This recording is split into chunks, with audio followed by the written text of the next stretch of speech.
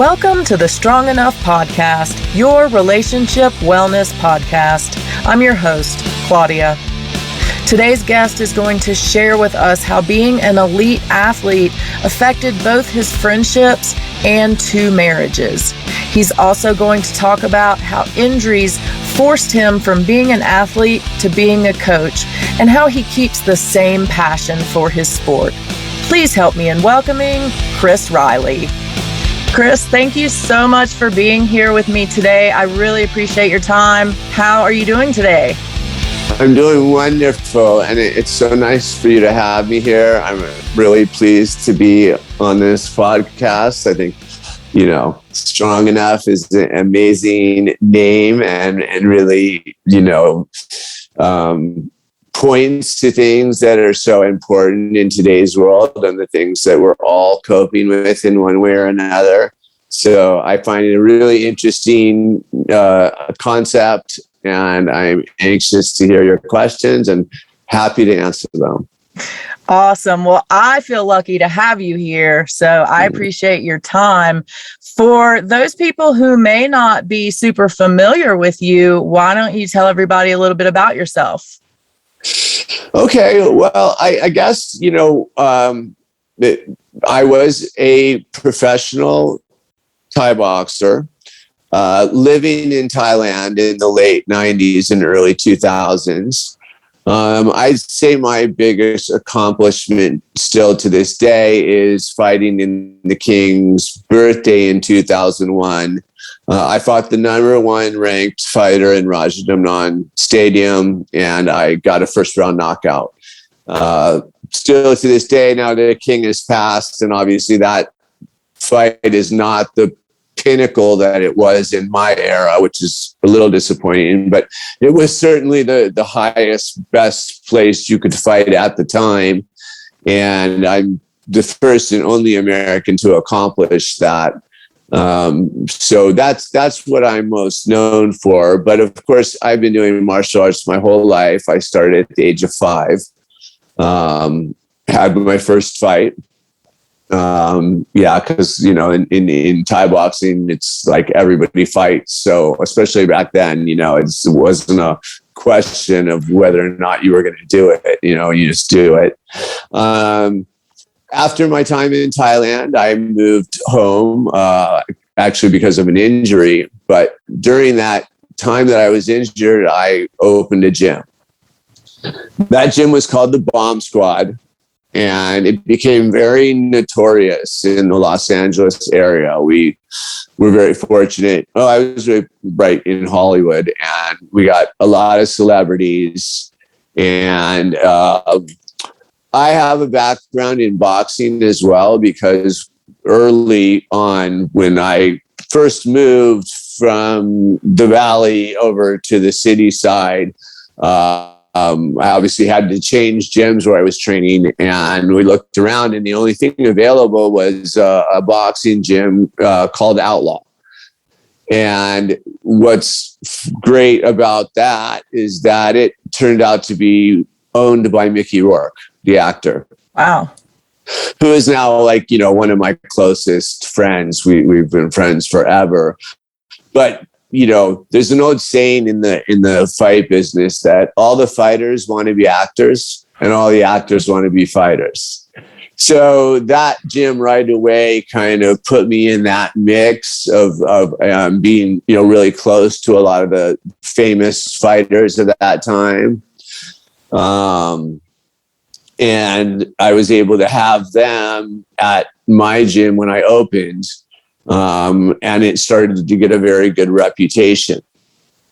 During that time, MMA, specifically the UFC, was it had just been purchased by the Fertittas, who are the guys who really put the money in and really grew the sport. They have since sold it. But basically, it was all, or the vast majority were grapplers, wrestlers, and Brazilian Jiu-Jitsu players. Mm-hmm. And at that time that the sport was becoming popular, these guys were starting to realize that Thai boxing was the perfect stand-up art for them, because all of the moves in Thai boxing are legal in MMA. And so having that background was going to be a big advantage. That opened up a lot of opportunity for me, because I started to get a lot of guys at the top already in MMA coming to train with me. I think as a coach, my biggest accomplishment is coaching Quinton Rampage Jackson during his UFC career, and with his light heavyweight title win over Chuck Liddell, right at the time that Chuck Liddell was becoming this huge star. He'd just been on Entourage, he was really starting to become a mainstream star outside of the sport. And a lot of although Rampage did have a big background in Japan and had fought in Pride at the highest level, actually had beat Chuck Liddell earlier, the United States fans weren't aware for the most part, other than the real hardcore fight fans. So when we came into the UFC, no one really knew who we were. And when we walked out to that championship fight, we were walking out to boos. Rampage literally knocked him out with the first punch thrown in the fight. It was a huge upset. And then obviously Rampage is a larger than life character. Again, someone who now I consider family and one of my best friends. And we had a good working relationship for a while. I also was working with Randy Couture, who, is known as Captain America and, really big, Hall of Fame, UFC Hall of Famer, as well as Boss Rutten, who is one of the former UFC heavyweight champions and, also had a big background in Japan, like a lot of the fighters. So I was approached by Randy and Boss about starting a gym with them.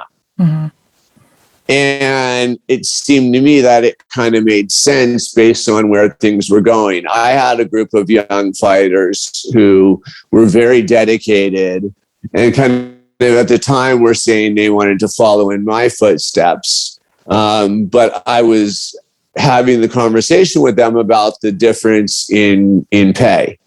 And the way the sport was maturing, I thought it made a lot of sense for them to pursue MMA as opposed to Thai boxing. So, I merged with Randy and Boss. We opened a much larger, kind of really fancy studio on a prime corner lot. And that really, is where wow, I'm getting a call. I hope I'm not ruining that. Nope, sorry, you're all good. Like or anything. Anyway, so I worked with Randy and Boss. After a couple of years, the sport grew so much that they obviously had so much financial opportunity. They weren't really participating in the gym too much. So we ended up separating on good terms, without an issue. But I had, during my Bomb Squad days, acquired Eddie Bravo in terms of having him come in and start the first 10th Planet. And that gave us the jiu-jitsu background to match with my striking background and build some athletes. And of course, we did get wrestling coaches in as well and everything. And that gym was even bigger. It was 30,000 square feet. And during this time, I also had my wife open. In the first gym, there was some extra space. And there was a separate lease. I couldn't get the landlord to include it on one. And we really didn't need the extra space. But it had a door that went through. So they were connected. And I kind of said to my wife at the time, like, if you're always in the gym anyway, why don't you start something next door? And the other thing that had happened was when we changed from being a boxing and kickboxing gym to an MMA gym. At that point, people still called the sport cage fighting. Mm-hmm. There was a different attitude towards it, and there were less women involved. So I lost a lot of the female clients that we had in the kickboxing program because the gym, I think, the bigger, fancier gym with the big fighters' names on it, it just kind of became intimidating. I think it was intimidating for men, but I think just less appealing for women. Mm-hmm. My wife decided to start pole dancing. And this is at a time I'd never heard of it as a sport. I mean, I know there were a couple gyms where it was kind of like play stripper for the day. Mm-hmm. But what my wife really pioneered, and my ex-wife really pioneered, she's my wife at the time, but what she really pioneered was the gymnastic, difficult tricks while still using the sex appeal and the heels and and that gym became very popular as well. So when Randy and Boss, departed as being members, and I needed a change in the lease, it just made sense to get a bigger space and leave. She'd already built the first one and the little one, but when we moved into the big one, she got a big area also. We had very high ceilings because it was a 3-story building. She got super high poles. And that kind of started a whole new era of just, again, I had a very successful fight team of some really good guys.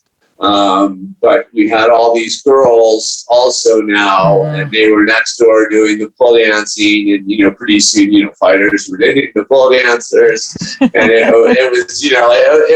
was an interesting time in my life for sure. I got to a point where I got the first fighter that ever walked in and started from day one with me. I got him into the UFC, and his name is Alan Juban. He had a very good career. He's still working. He's retired just recently, but he's still working with the UFC now as a commentator. And I had been under so much pressure, to be honest, to be dealing with 2 separate businesses in one building, an extraordinary number of students, an extraordinary number of fighters training with me, and the relationship was really under strain. And so I was able to sell Legends, and that was a nice exit for me at the time. And I think until very recently, for some people, was like seen as like an exit from the sport and an exit from the business. And I did take a few years off, and I kind of pursued my DJing thing, which is really a hobby, but something I thought, well, let me do before I'm really too old to be, doing this anymore. I wish I did for a couple of years, and I had a little bit of success and played a couple of big shows, and it was fun, but I gained weight, and I had anxiety issues, and I think probably depression. Not sure I really realized it, but thinking back, and it just kind of became clear to me that I needed to get back into the sport. All of a sudden COVID hit.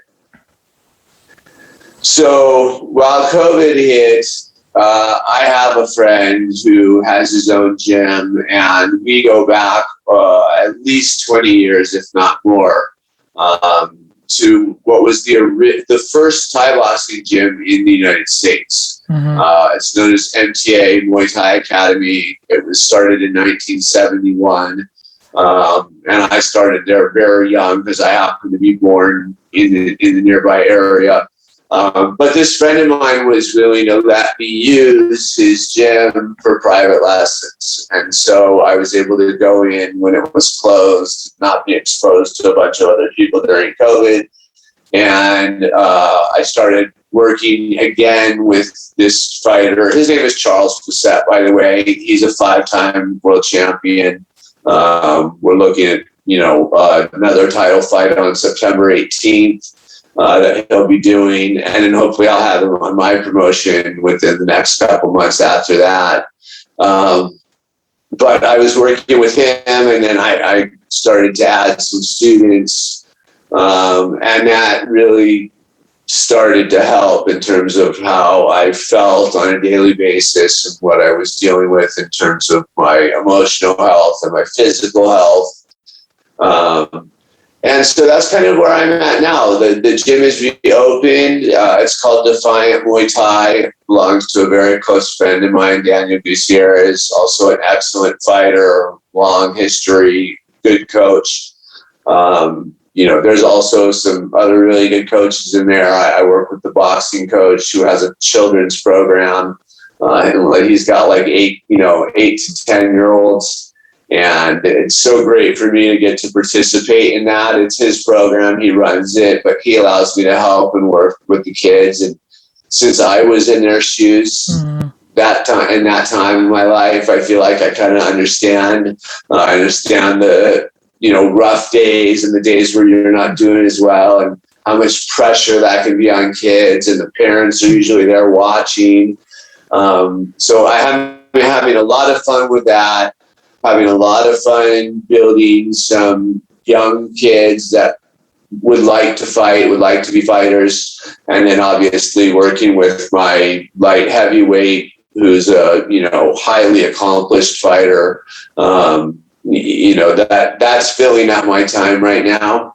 And, but I'm feeling good, I'm feeling good about it, and I'm enjoying it. I guess through this, I missed that, the promotion that I've now partnered up with, is actually the longest continuously running combat sports, program in the United States. And I was their champion in 2003. So, so that was the title I think I mentioned I won after recovering from my broken arm. I also beat a fighter named William Striapai, who's a very accomplished fighter, both in Thai boxing and in MMA. So it's just, because a lot of times you can win a title belt, but to me, it's a lot about who did you beat. That's what really kind of validates the value of the belt, at least from where I stand. So I have those 2 accomplishments, and I'm now back in a gym. It's not my own. I have considered opening my own, but right now I have kind of all the freedoms of having your own gym without any other responsibilities. And I think it is kind of a natural progression. I was a fighter. I was a coach and a gym owner, manager of my fighters while I was coaching them. And so now we get to move into promoting. It seems like the right step and the natural step. And there are a lot of challenges because, as you know, technology is changing everything.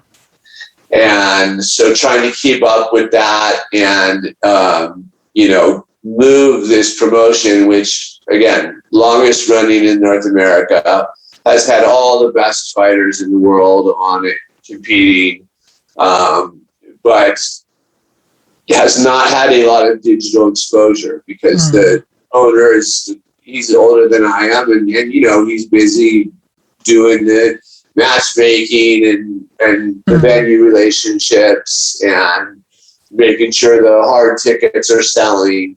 So, my role to a large extent is going to be, getting this up on pay-per-view and making that pay-per-view successful by growing our social media. None of which is my expertise, to be honest, but, I'm learning on the way and using my knowledge of the sport, having been in it my whole life, to, try to merge those two. Help give the information to the guys that we're trying to, hire to help us with all those technical aspects. But I see a huge opportunity in it, to be honest. I think there's no reason why Thai boxing should not be right there with boxing and MMA in terms of the combat sports that the world watches, specifically the American market, obviously. So I think there's huge potential. I'm really excited about it. And I'm getting to do that while still being in the gym and still being a part of, the combat sports-ish part of it, and trying to keep myself healthy and fit as possible as, the clock keeps working against me. Why does it do that to us? So you left me here with so many questions, but I want to backtrack a little bit to when you were a fighter. First off, you said you started about the age of 5. What led you to do that? What was your interest in martial arts at the age of 5? It's a great story because basically, as I said, we lived in the area near this gym. And my mom says that I would point at it from my car seat by the time I was 2. And so she would stop and take me in. 5 was their minimum age. That was the lowest age they took anyone in. And literally from the time I was 2 until I think I was about 4.5, actually, I'd been coming in and watching for so long that when I was not yet quite 5, but old enough to join the class, I guess. And I never stopped doing it. And no one really knows. My brother, I have a younger brother who's 3 years younger than me, also trained for a long time. He's had a couple fights. I think he is a little brighter than I am because he went to business school and got into private equity. So he didn't pursue it on a professional level, but he has actually fought. He also was a Division I wrestler in college. So, and I played a lot of football. I didn't want to diversify too much, but I was a really good football player for my size. I just hit a point where I couldn't continue because it's a sport where that's one of the things I love about fighting, by the way, is the weight class setup allows anyone who really wants to compete. And really to keep doing it for quite a long time, as long as you're matched properly. Obviously we saw Mike Tyson and Roy Jones Jr. recently. They're both over 50, but they were still able to get in there and entertain us, and that was kind of cool. And while I don't recommend that for most people, obviously, more like I said, the fact that when you go in there, that you're fighting someone your exact size, and hopefully, you've got the people, in your corner to make sure that you're properly matched in terms of experience. And I think that's an incredible opportunity for a lot of athletes who just, size-wise would not be able to compete in football or basketball or even tennis and volleyball these days, even soccer. I mean, the guys are big, so, you can be 110 pounds, 115 pounds, 118 pounds, and, they've got a division for you. And I think that's really cool. First, I want to say I would love to be 118 pounds, but that's another story. I do want to talk to you about growing up as an elite athlete, because we were talking earlier about us being cut from the same cloth. I started running when I was 3 years old and was very competitive by the time I was 8 or 9. So I understand that drive and that focus.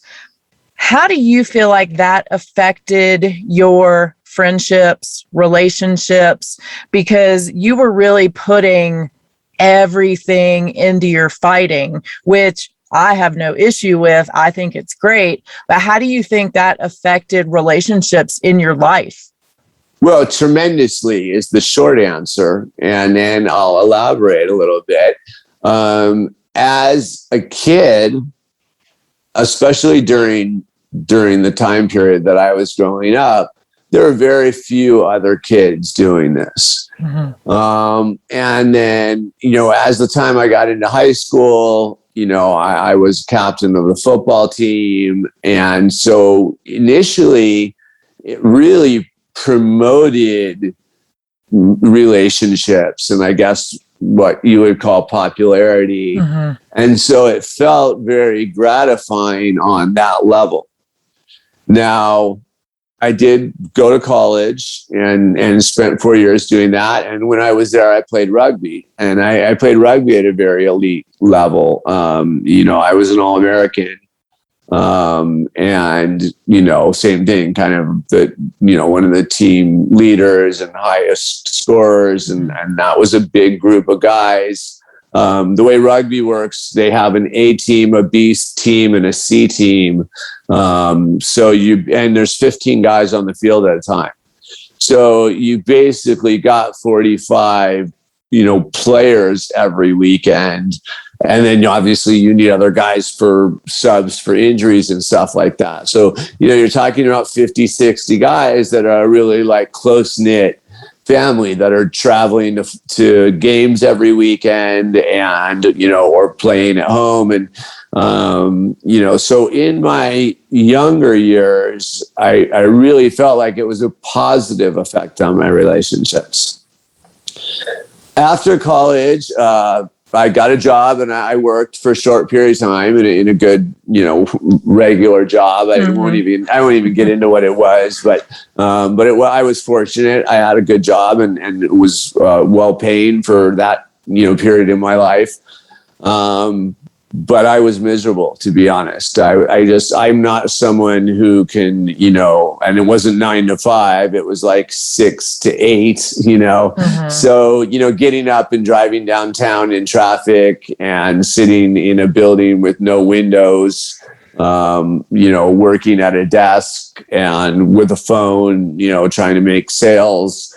While it was financially rewarding, it was, again, very stressful. I ended up being very unhappy.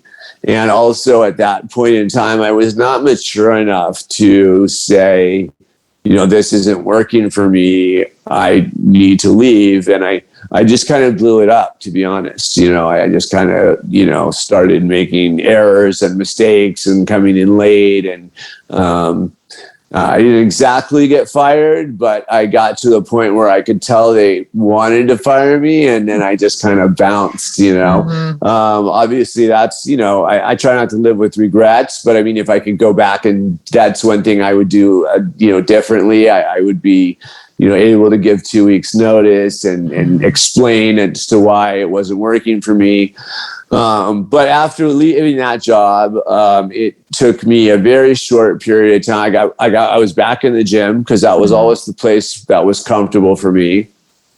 And I reached a point with all the experience that I had growing up. I reached a point where I felt like in order to get any higher level training, I really was going to have to go to Thailand. Mm-hmm. And at that point, they didn't have gyms that were built for foreigners the way they do now. It was really, Thai boxing in Thailand is really about gambling. Mm-hmm. It's not about the fighters. It's not about creating superstars. It's about evenly matching fighters so that you can get the most people gambling on the sport. Mm-hmm. Therefore, they weren't really that interested in foreigners. It just didn't really make sense to them. So, I really had to go and, pay my dues and, prove myself in that setting. And I was at a very well-known gym, a very famous gym. one that was very difficult for a foreigner, a phalang, as they call them in Thailand, to participate. And so, I went and did that. I got in there and I slept at the gym on a straw, futon, a very thin, futon with a mosquito net over it. Wow. And I remember when I was first kind of starting to just get conversational, the kids in the gym, and I say kids because they generally do start a lot younger there. Mm-hmm. They would just look at me and they would say, Chris, why? Why? Because there, generally fighters are fighting for food for their families. Mm-hmm. It's really a life or death kind of thing. Like I need to do this in order to keep my family eating. It's not wow, I'm going to be a big star. Of course, those guys are created out of the system. They do have big stars and that happens, but that's not the main purpose of the gym or of the promoters. It's more about keeping, constantly new or exciting guys in the ring to promote the gambling, which is where the money's made. Mm-hmm. And anyone who hasn't been there, who has an interest in the sport, needs to take a trip, and they need to go to Rajadamnern Stadium. That's the big stadium in Thailand. It's kind of funny because Lumpini is more famous, and more people outside of Thailand have heard of Lumpini. Mm-hmm. And Lumpini Stadium was amazing. Unfortunately, it's been closed. But when I was there, it was the last mega promoter. There hasn't been another mega promoter since Songchai. Mm-hmm. And Songchai was the equivalent of Don King here in boxing. Big personality, very powerful. And he controlled Rajadamnern. So during my time there, Rajadamnern was really the main place and the place you wanted to fight. I did get to fight in both stadiums while I was there, which was really cool and a really cool accomplishment. But Rajadamnern was definitely the place. But in either case, the stadiums are just insane because everyone there is gambling. And you would see the bookies literally with, the small, this was the era of the small cell phone. Mm-hmm. And they would have 4 or 5 cell phones taped to their hand because they'd be calling in bets from people who are watching on TV. And then the guys making the actual bets there in the stadium. I mean, it's not like you just pick a fighter and you bet on him. You can bet on rounds. Mm-hmm. You also, every time something happens during the fight, the odds change. So let's say I'm going into a fight and I'm a 2-1 favorite against the guy. But as the fight starts, he lands a hard kick or a hard combination on me. The odds can instantly shift now to him being the 2-1 favorite. And guys can place new bets or replace bets. And this happens all the way during the fight. And the guys are pointing at each other and they're keeping track of them. And it's amazing how it's basically what the stock market looked like. Mm-hmm. What you see at the stock market, especially in the early days when we didn't have all the computers and everything, that guys with tickets yelling at each other and saying, oh, I'll buy this and I'll buy that. It's that same level of action while a real full contact fight is going on where, literally, your life is on the line in there. It's something that people don't really like to talk about a lot, but, there are a significant number, to me, a significant number. I don't want to put an exact number on it, but I've heard between 8 and 16 people that die every year doing this. So, you got that kind of level of intensity happening. Mm-hmm. You can see the head gamblers going to the corner and actually giving advice to the coaches and cornermen. That's how powerful some of these big gamblers are. But it's really an insane amount of activity and action, and something I think everybody should get a chance to see. Not to mention that Thailand is just a beautiful place and a great country to visit. It's just amazing for tourism.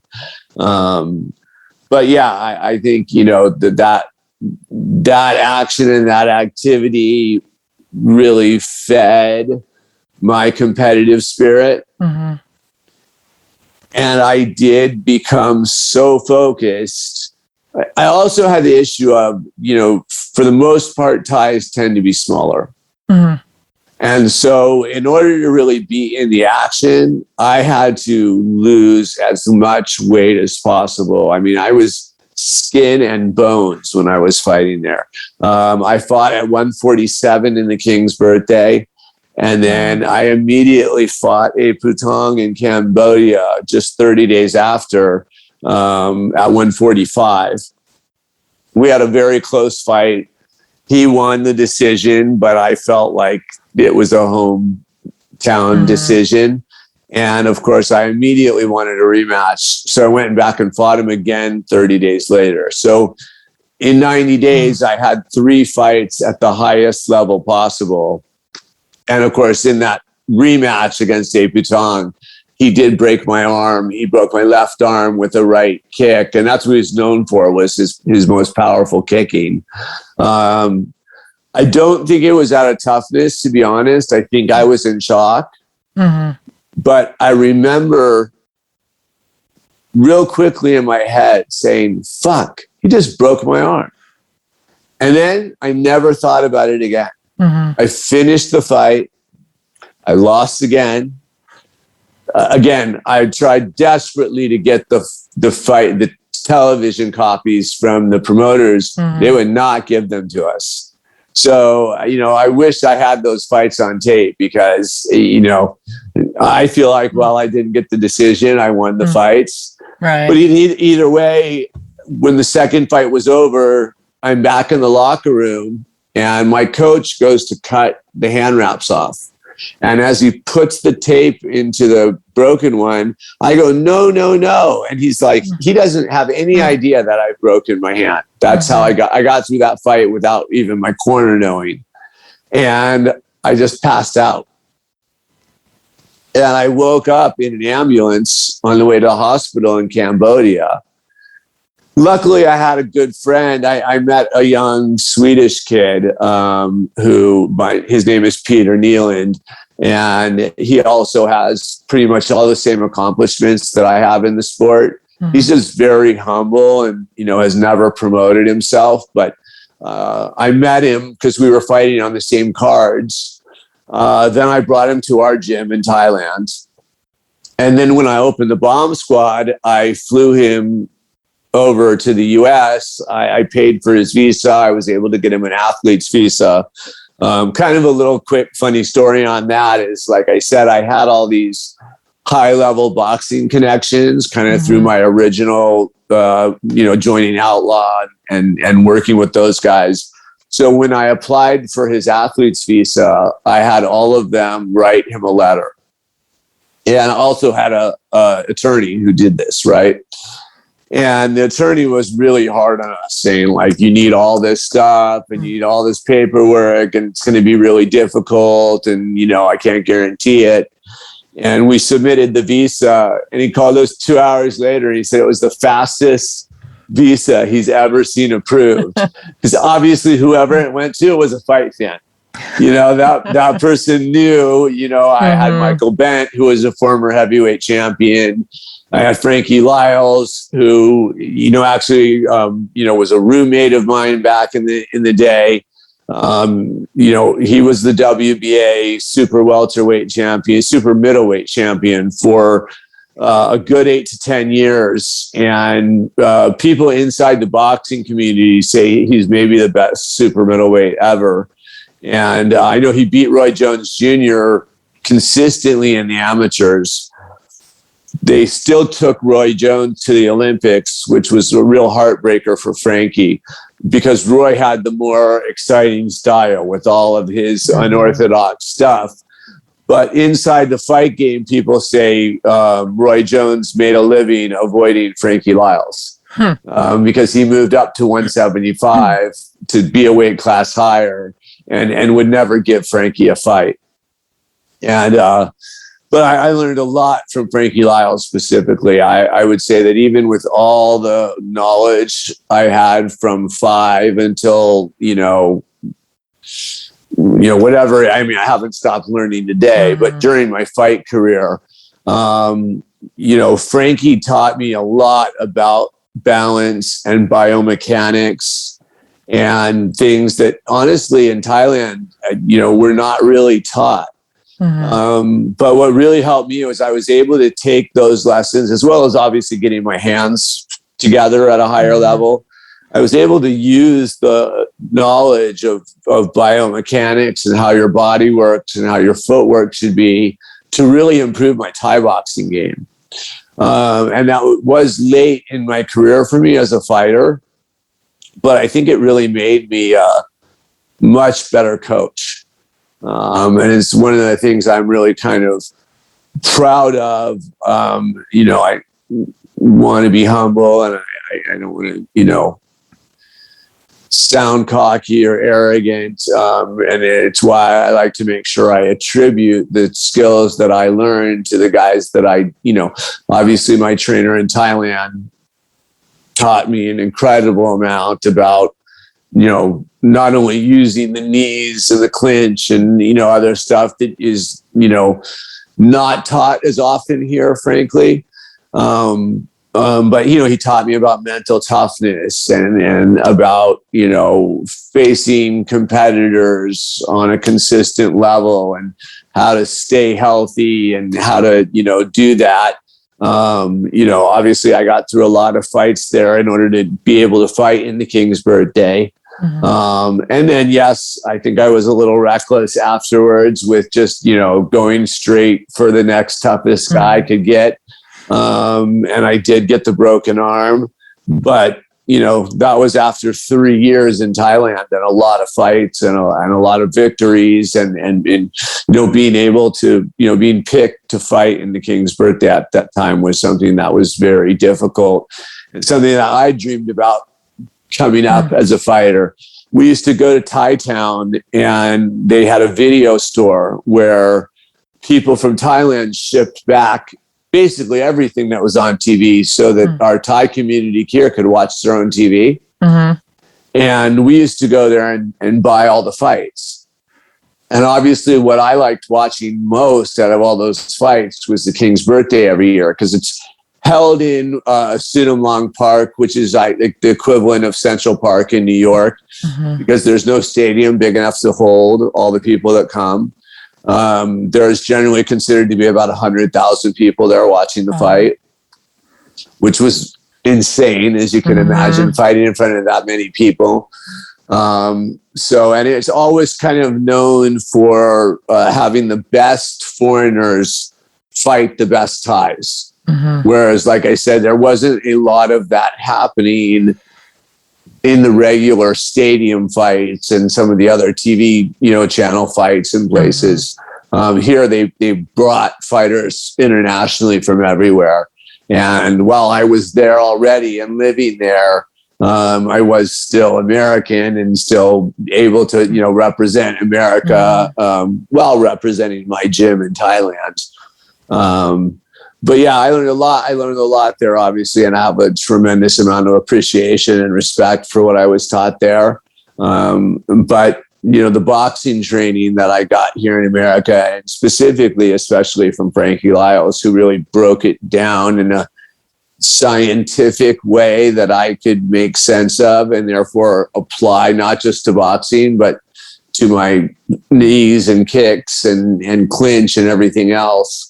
It really helps me as a coach. And I think I'm, really well prepared at this point. And obviously I have built fighters from day one.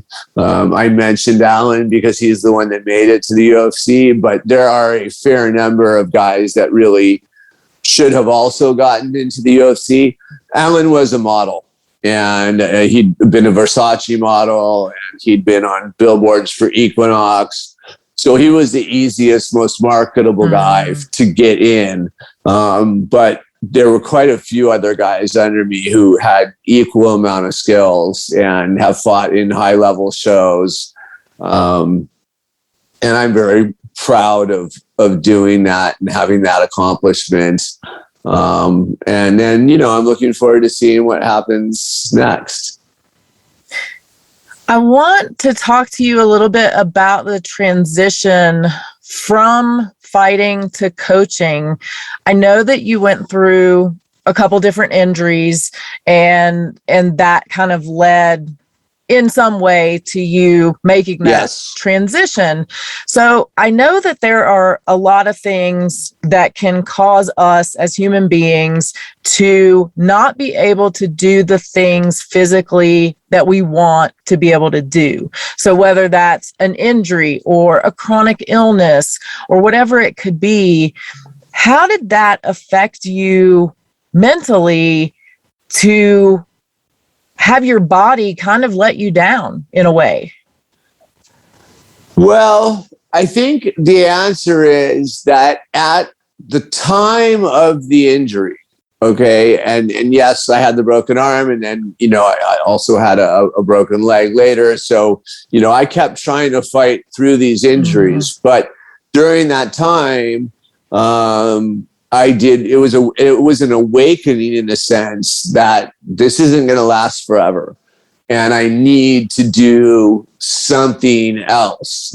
And the something else that made sense was to open a gym. And, honestly, at the beginning, opening the gym, I didn't spend a lot of time coaching. I brought Peter over, who, had all the same training and all the experience that I did. And he mostly handled the class. And yes, I did start working with some of the, MMA athletes because that made sense. And they were seeking me out personally because I had just returned from winning this fight in the King's birthday. And I kind of had, a status at the moment. But again, I was still trying to fight, which is how I got through the broken arm, and then, did win a title after that, on a very well-known and established promotion. Also went to Australia as well as to Turkey several times and fought in both those places. But yes, as my body was wearing down from the battles, it was becoming more and more clear that if I wanted to stay involved in the sport, it was going to be more as a coach than as a fighter. I think, to be honest, initially it was surprisingly rewarding, and I really didn't miss the fighting as much as I thought I would. I really enjoyed getting the chance to transfer the skills that I had into younger, hungrier, ready to go, able bodies and watch them grow and progress. And it kind of became my new passion.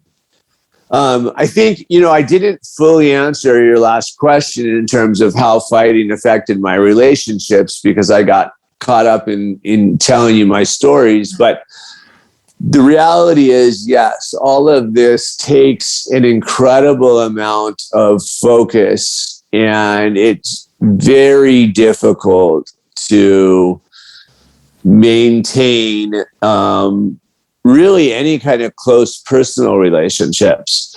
I am lucky to have some really good friends from long periods of time. My best friend is from the 10th grade. So I'm sorry, from the 5th grade. So when we were 10. So, luckily he doesn't let me escape. Like, he calls me and says, yo, we haven't talked in a year. What's going on? And obviously I have a tremendous amount of love for him for that. And I have another group of guys that, sorry, I should drink some water here. It's important to stay hydrated. I know, right? Yeah. I have another group of guys that, I go back 20, 25, 30 years with. I was just on the phone with one of them last night, talking about going out. I had another one here in town from Vegas, and I'm hoping that he's still here and I get to see him. But this weekend has been so insane that it's just been impossible. And that's an example of where relationships can break down. Now, the relationships I just mentioned are all with guys who all have their own lives. Most are married now. Most have kids. I don't have that because, both of the marriages that I've had did end up failing, end up not working out. And while I wouldn't attribute that solely to my career or my focus, there's no question that I think it was probably hard to have a committed, intimate relationship with me when, every morning I was getting up at 5:30 and running, 10 miles and then, taking a nap, and then getting back to the gym in the afternoon for training, coming home, taking another nap, going back to the gym in the evening. And then by the time that's over, really all I have time or energy for is laying in bed and watching Netflix. I did not necessarily make the best life partner during that time. And if you want to achieve excellence, you are going to have to make sacrifices in life. I think, that there's no exceptions in that. What those sacrifices are might be different. I'm not saying there aren't excellent elite athletes with, good, marital relationships, but I guarantee you there's another area of their life that's sacrificing. And I think we've seen recently a lot of top athletes starting to come out and talk about, mental health issues. Because the ones who really are able to keep it all going, there's so much pressure in that eventually it is going to start to break you down mentally, and either something or all of it is going to fall apart. Would you say that you have any regrets in having those marriages? Like, if you had it to do over again, would you change what you did as a fighter and that focus, knowing that you might have to sacrifice some of that greatness for a better relationship? Or did everything work out the way it should have? The truth is, I think, I can only speak for myself, but I feel like, it is a human condition to want it all. And so it's difficult for me to answer that question because, I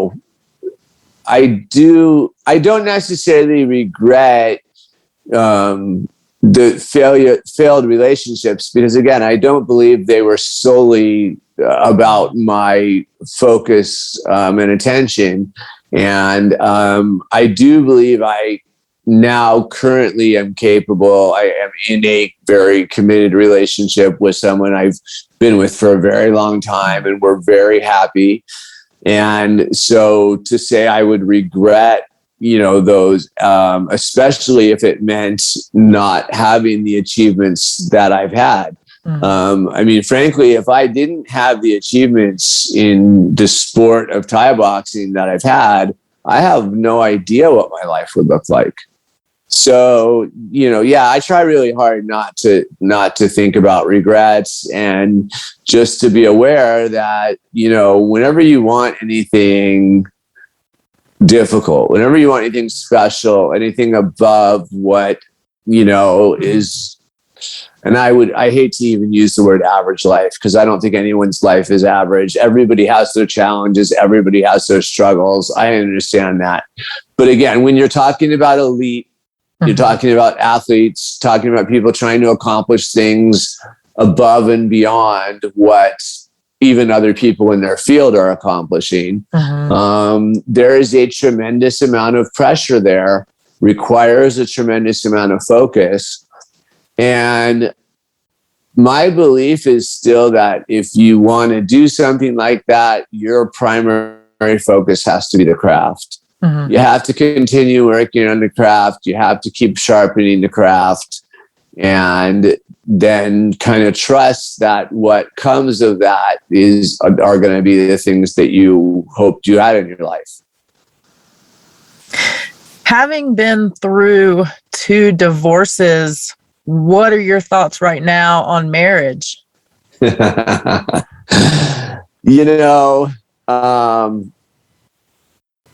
Again, I guess I can only speak for myself, but of course I do have, a fair amount of male buddies and male guys around. I think most of us tend to get married because, I think our society really trains women to have this kind of dream of this big day and this special day. And I'm not sure that's so true for the way men are raised in our society.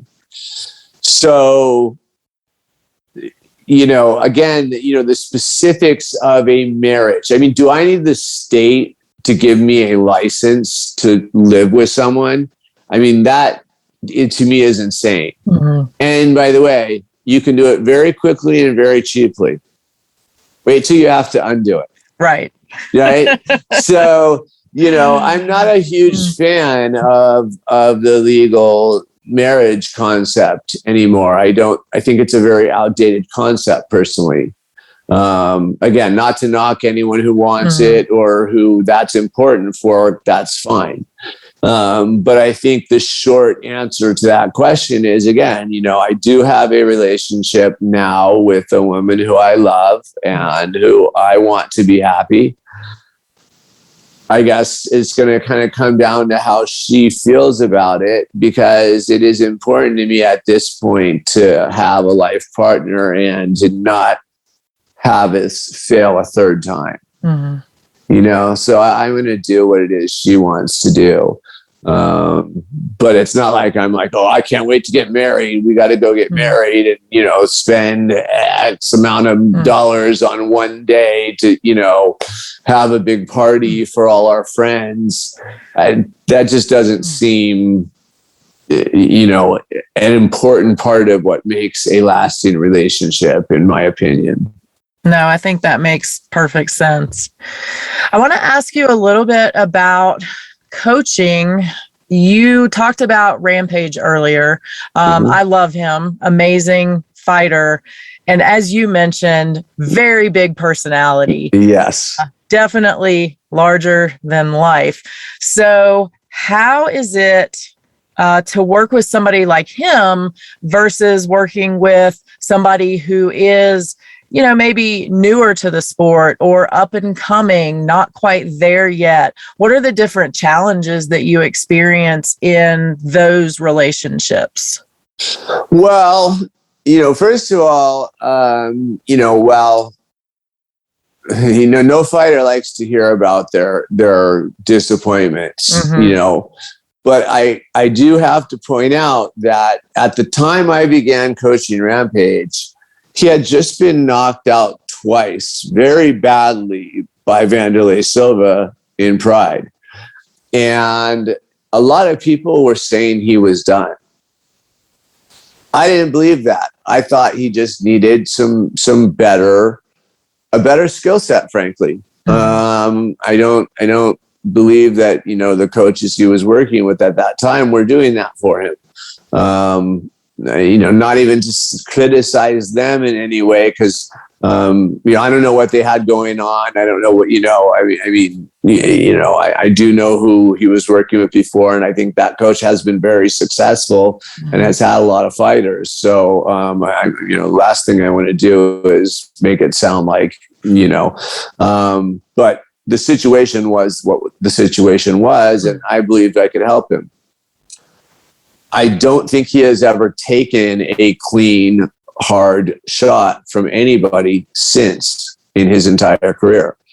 So that's something I kind of take a lot of pride in. And then, like I said, bringing him into the UFC where he really wasn't known, the fans were not aware of who he was, and kind of almost instantaneously turning him into the biggest star in the sport at the time. I mean, it was the pinnacle of MMA. I am very appreciative of Rampage for trusting in me and bringing me on that way. We've remained incredibly close friends.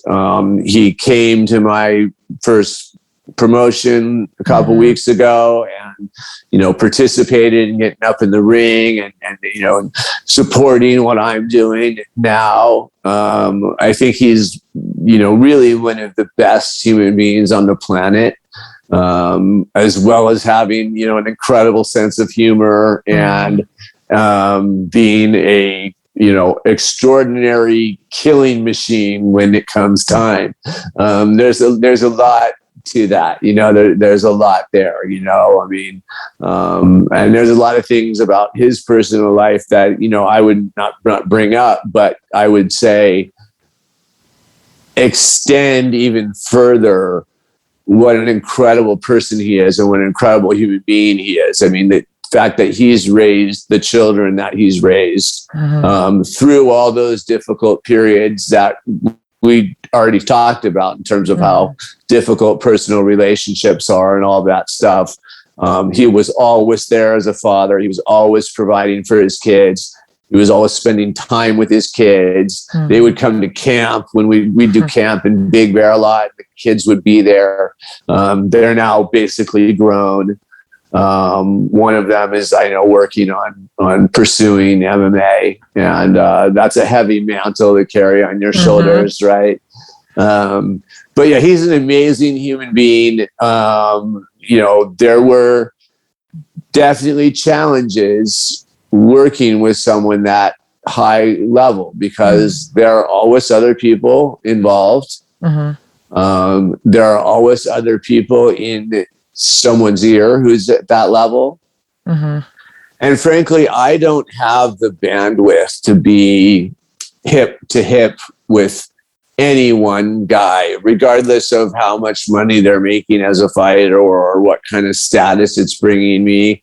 Like I said, I always wanted to develop my own guys and my own team and was working on that. The gratifying part about working with your own kids is they're your own.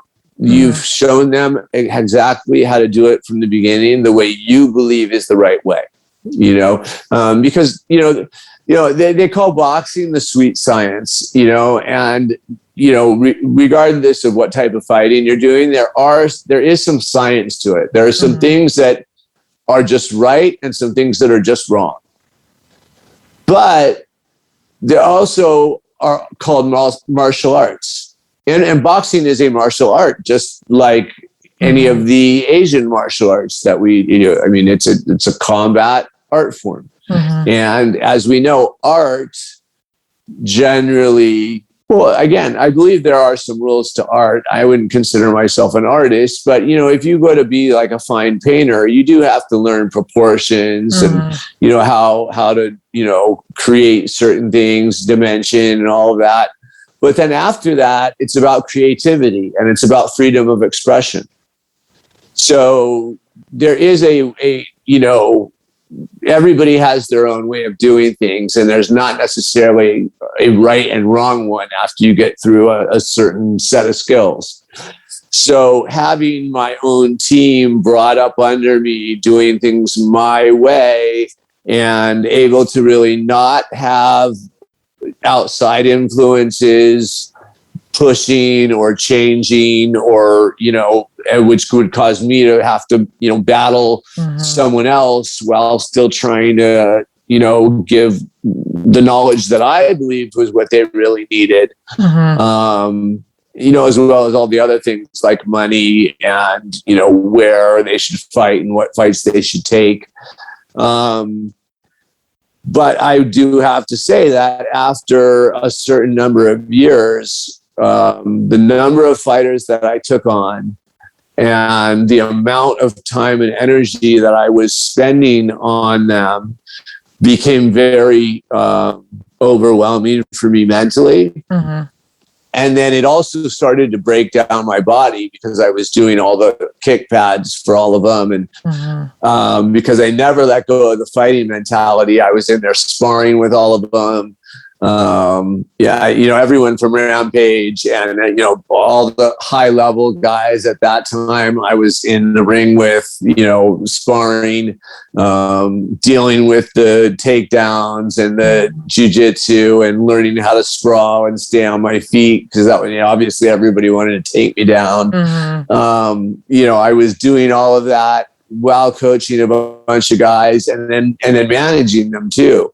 Bringing them up through the amateurs, deciding when they were ready to turn pro, finding fights for them at the pro level, because my guys did have a fair amount of amateur fights, which is not always done in MMA. So in the early stages, it was very difficult, because I'd have a guy who was 0-0 as a pro. But everybody had seen him fighting in Tough Enough 10 or 15 times. And frankly, Tough Enough, which was the big amateur show in Vegas where Dana White regularly attended, other people involved in the UFC were there. Those fights were probably on a higher level than a lot of the pro shows that might exist around the country at a smaller level. So, it might have been a mistake on my part to keep my guys amateur as long as I did, because A, I did start to burn out after so long, and B, they did have some trouble getting matched up early, which may have held some of the other guys out of the UFC when they really deserved to be there. But again, we're all learning. And I have to accept that, what I have accomplished as a coach was still a learning experience. I often like to think of Mike Tyson and Cus D'Amato. I believe Cus D'Amato was 70 years old when he met Mike Tyson at 13 and basically took him in. And, Cus D'Amato is now well regarded as, a master of the sport, but it still took him until he was 70 to find his vessel that he could really pour all of that knowledge into and turn into an incredible superstar. And unfortunately, he didn't even live. He died just before Tyson won the heavyweight title and became the youngest heavyweight champion ever. So, I still have time left, and I have, no idea what, and that's the other part of coaching. You have no idea whether you're going to find, the guy, because, you can give somebody all the knowledge in the world, but let's face it, sports are sports. And if you don't have the certain athletic ability, you're just not going to be able to compete at a certain level. I think we're seeing that, primarily with John Jones right now. There are other guys, but I think John Jones is a perfect example of a guy who's come in to the UFC at a young age. So frankly, with a limited skill set at the time, but his athleticism is just so high compared to the other guys fighting that he's been able to really dominate the sport, even through the struggles that he's had that I don't really want to bring up. They're all famous. They're all known. They're all out there. But yet he continues to win and continues to stay on top. And I think, it's only a matter of time until we start to see, MMA become all guys like that. It's starting to, produce the type of revenue that is going to bring athletes who might have otherwise been in the NBA or the NFL.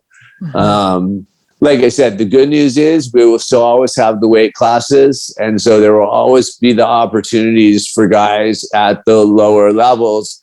That doesn't mean their need for athleticism is going to decrease. It just means that, you're not going to have to be supersized to fight. Right.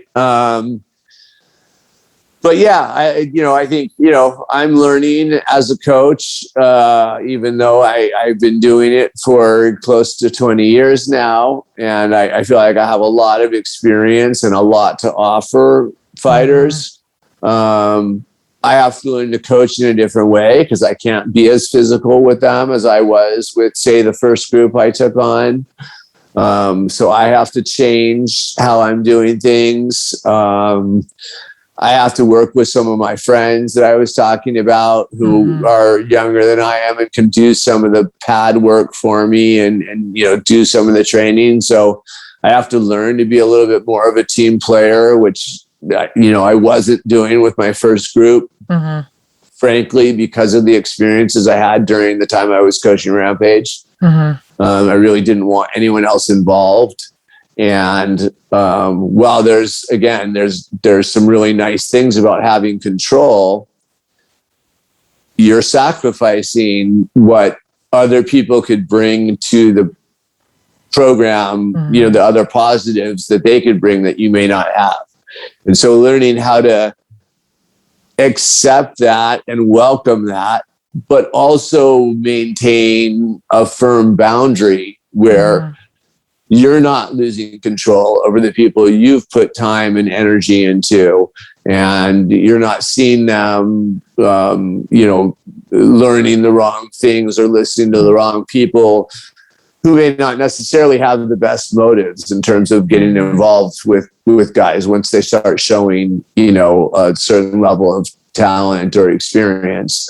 Those are my challenges to juggle career-wise moving forward. And that's an interesting experience for me because I think, again, that, the managing relationships while trying to stay focused and have the time and the energy to put, whether it was into myself as a fighter or into fighters that I'm working with, that level of intensity really has not changed for me. So, that's kind of where I'm at right now. And, every day's a new day and a new experience. And, I try to roll with the punches as best I can. And I give a lot of thanks to this sport and what it's done for me in my life, throughout my life.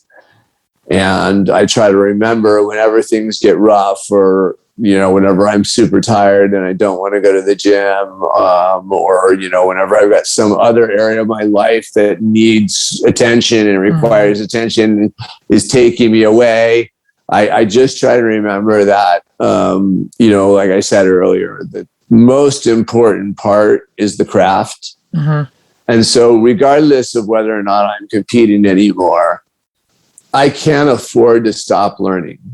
Because if I stop learning, other coaches are going to surpass me. And so while I'm not getting in the ring and competing anymore, I'm now competing with other coaches out there to learn as much as I can, stay current with which all sports evolve.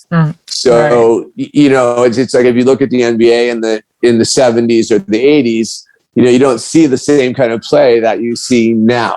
Right. And I think that's true of all sports. And so I think one of the biggest traps that I see some coaches fall into is starting to feel like they've learned everything. They know the right way to do everything.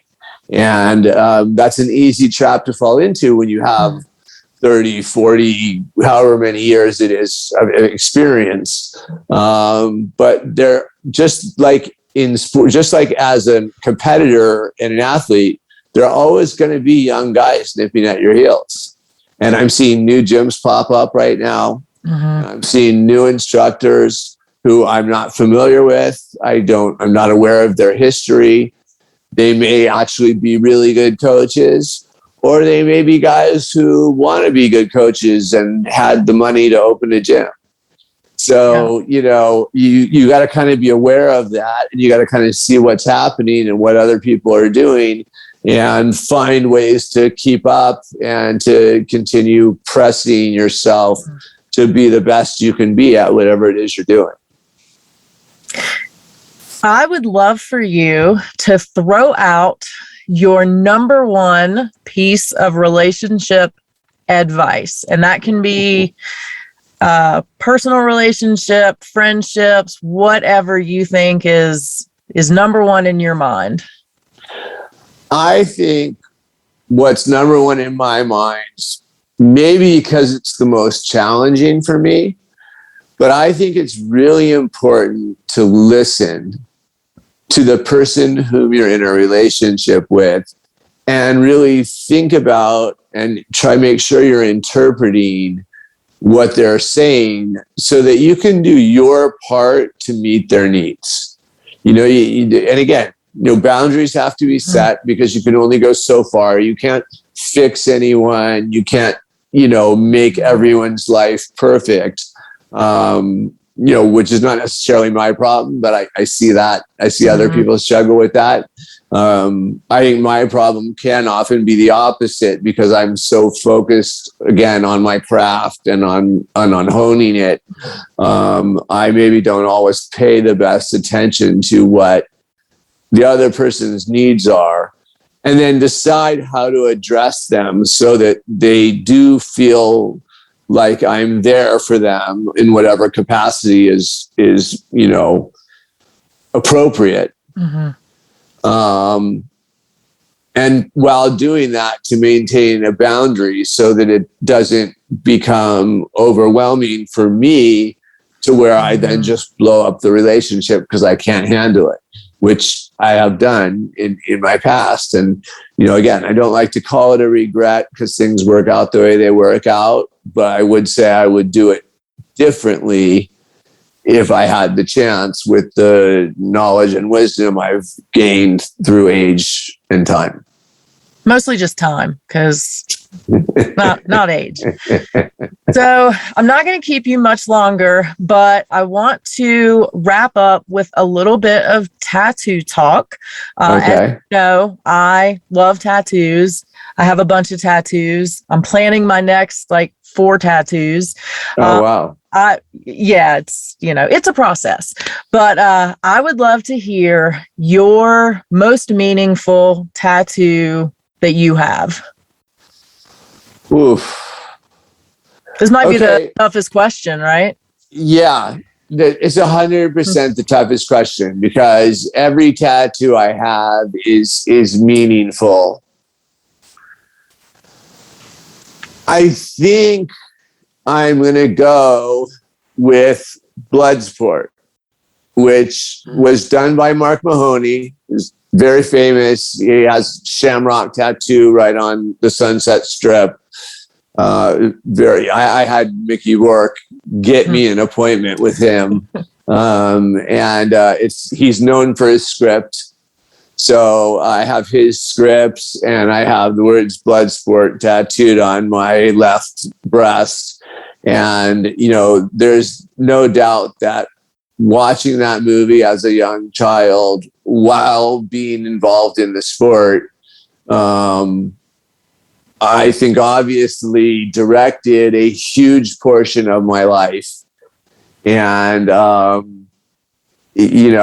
I actually spent some time training with Paulo Tosha, who played the Thai boxer in the movie Bloodsport. And while he was on that set working, he told the people making the movie that the fighting we were seeing in Bloodsport was not real. And they were all shocked because I guess the guy who wrote the script was advertising it as if this was his real life. And you probably don't remember this, but the end of the movie, it says, and I shouldn't blow up the guy's name since I'm dogging him out right now, but the character played by Jean-Claude Van Damme, it says he went on to, retire with an undefeated record of 700, or I can't remember the exact number, but it was an impossible number of fights to have. Right. And it's certainly an impossible number to be undefeated at. Right. And, Paolo took the filmmakers to Thailand because they were filming in Hong Kong, the blood sport. He brought them to Thailand and showed them Thai boxing and said, look, this is the closest thing to what you're trying to portray here. And that led to the movie Kickboxer, which was the follow-up to Bloodsport. And it's where Jean-Claude Van Damme goes to Thailand and his older brother is beaten up and his older brother is played by Dennis Alexio, who was a famous American kickboxer here, who I admired as a kid growing up. And that brother is severely hurt by the character Tong Po. After that, the movie again goes a little, outside the realm of. But one interesting little note is that part of it is when Jean-Claude Van Damme decides he's going to train to fight Tong Po, he does go to the Thai boxing gyms originally, and he goes into my actual gym where I lived and fought out of. And he says, I want you to train me. And he points to the poster of Tong Po on the wall. And all the kids in the gym laugh him out of the gym. And when I went there, obviously many years later, to train, the other fighters my age fighting, as well as the trainers, had the video cassette of Kickboxer, and they would put it in the TV to show me that they were in the movie. And I would see the actual gym where I was training, as well as the guys I was training with in this little spot in the movie. And, the truth is I owe Paulo Tosha a lot of, a lot of respect and appreciation for that connection, and also for the fact that he, as his character in Bloodsport, really brought Thai boxing to America in a big way. I would like to talk briefly about my promotion that I have, if we have some time. As I said, it's the longest continuously running fight promotion in North America. So we just had our 30th anniversary fight a couple weeks ago. It was sold out. We had amazing fights. The Instagram is at WCK Muay Thai. You can see clips of the fights there. And our next event is September 25th. I'm going to grab my notes real quick. I love it. If you don't mind. So we have 3 WBC title fights, which is one of the nice things too about this promotion. The WBC, which is obviously very well known for boxing, is now sanctioning Thai boxing as well. And while we have our own championship belts, the WCK belts, we also have a promotion that we also have a sanctioning body that's been running for a long time called the IKKC, which is the title belt that I won in 2003. We're now also offering WBC belts, which is kind of exciting for a lot of fighters since it's the same belt. You've seen Floyd Mayweather, Oscar De La Hoya. I could go on forever, So we're going to have 3 WBC title fights. My screen just keeps popping away. It just keeps wanting to turn on me. Anyway, we also will have a 4-man young gun tournament, which will be the 4 up-and-coming stars that we've picked, and they will be fighting tournament style to eventually get into the rankings. We'll also be publishing our rankings on August 8th. And so some of those WBC fights, we have the champions in line already, but we'll be putting the number one contenders into those slots as soon as the rankings come out. That fight will also be available on pay-per-view, and we'll have links for the pay-per-view at the WCK Muay Thai site, as well as on my Instagram, which is my name, Chris Reilly, MMA.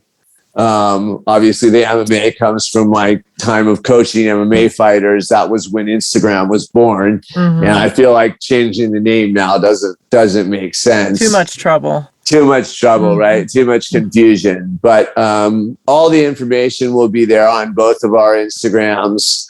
We'll probably be posting some fights afterwards on YouTube, but we want to make sure everyone gets a chance to see them live. We only charge $19.99 for the pay-per-view. The fights will sell out quickly, so if you are in the area, I suggest going to the WCK website and purchasing a ticket quickly. We were out of tickets literally 30 minutes after we put them up for sale on the 25th. But yeah, that's really like what I'm excited about. And I appreciate you giving me the chance to mention it and promote it. It was fun talking with you. I really appreciate you having me as a guest. And I wish you so much luck with this podcast. I hope it really takes off. I think it's an incredible concept. I had fun. I think you took it kind of easy on me on the relationship questions, and I appreciate that. But I tell you what, if you ever want me back, I'm always available. And if you have any questions left, I'm still here and willing to answer them. Nice. I appreciate it. I do just want to say I did watch the fights a couple weeks ago, and they were amazing. So yeah, if anybody likes MMA or UFC, give this a try. It's totally worth it. It gave me my fix of watching fighters. So I am going to let you off the hook with any more questions for now. I know you gave us your Instagram. Any other places, if people want to reach out, if they want to know more about Chris, anywhere else they can go, or just hit you up on Insta? At my age, managing more than one social media channel has been a real challenge. Trying to get a TikTok going, it's like, oh my God. Unfortunately, I fought in an era where, there were no cell phones on cameras. And since I fought mostly overseas, I did not get a lot of my fight tapes. I'm working on getting, certainly the times that I fought for WCK, he's just going through all those fights he has with 30 years. I think I will have more up on my YouTube soon, but I think the best place to keep up with me is at my Instagram, which is, again, Chris Reilly MMA. And I'm working hard to keep it fresh and keep it new and show you what I'm doing on a daily basis in the gym, as well as posting some technique videos and some teaching for people who are interested in learning. We will pop that up on the screen for everybody so they can see it. Definitely follow Chris. Not only does he post some great fighting information, but there's a little bit of style thrown in there as well. So we don't want to miss that. Thank you so much. Yeah, Chris, thank you so much for your time today. I really appreciate you, and I hope that you have an amazing rest of your day. Same. Absolutely. Thank you, Claudia. Good luck again. I will be following. I'll be watching your podcast, and I can't wait to see where it goes and who else you have. And I'm, again, really humbled to have been asked, and I just can't thank you enough. Thanks, Chris. I really hope you guys enjoyed my conversation with Chris as much as I did. I really appreciated how he opened up about his relationship struggles and what he's trying to do better now. So remember, until next week, you are strong enough and you are worth it.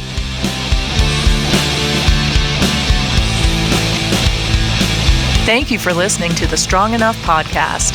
You can find us on your favorite podcast platform by searching Strong Enough. And on YouTube, we're available on the Spear Talk channel. Don't forget to follow us on Instagram and Facebook at Strong Enough Pod. If you have suggestions for an upcoming episode or a future guest, please reach out at strongenoughpod@gmail.com. Remember, you are worth it.